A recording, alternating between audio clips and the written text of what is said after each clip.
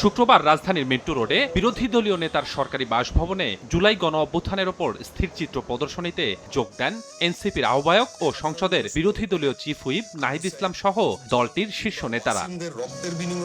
পরে সংবাদ সম্মেলনে নাহিদ ইসলাম বলেন, জুলাই সনদ বাস্তবায়নের মাধ্যমে দেশ পরিচালনা না করলে ফ্যাসিস্ট সরকারের মতো ব্যর্থ হবে বর্তমান সরকারও। শক্তি প্রয়োগের মাধ্যমে ক্ষমতায় টিকে থাকতে ক্যাম্পাসগুলোকে ফ্যাসিস্ট সরকারের মতো সন্ত্রাসের অভয়ারণ্যে পরিণত করা হচ্ছে। যদি কাঠামোগত সংস্কার না করা হয় এই সরকারও স্বৈরাচারী হবে এবং তাদের ভিতর সেই প্রবণতা আছে। ইতিহাসেও আমরা দেখেছি তারা একটা ব্যর্থ আওয়ামী লীগ হওয়ার চেষ্টা বিভিন্ন সময় করেছে, পারে নাই, জনগণের প্রতিরোধের মুখে পড়েছে।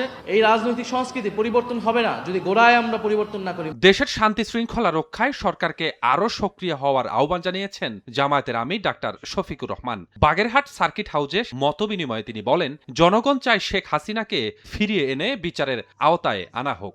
দেশের শান্তি শৃঙ্খলা রক্ষার দায়িত্ব কিন্তু সরকারি দলের দায়িত্বশীল ভূমিকা, তাদেরকেই সবচেয়ে বেশি পালন করতে হবে। এই দিক থেকেই সর্বকালের সর্বযুগের সব সময় ভায়োলেশন হয়। তার উপরে যে রায় হয়েছে, আরো যে বিচারিক প্রক্রিয়া অপেক্ষমান আছে, সেগুলা তাকে ফেস করতে দেওয়া উচিত। জামায়াত আমির বলেন, আওয়ামী লীগ এখনই রাজনীতিতে আসুক, এটা জনগণ চায় না।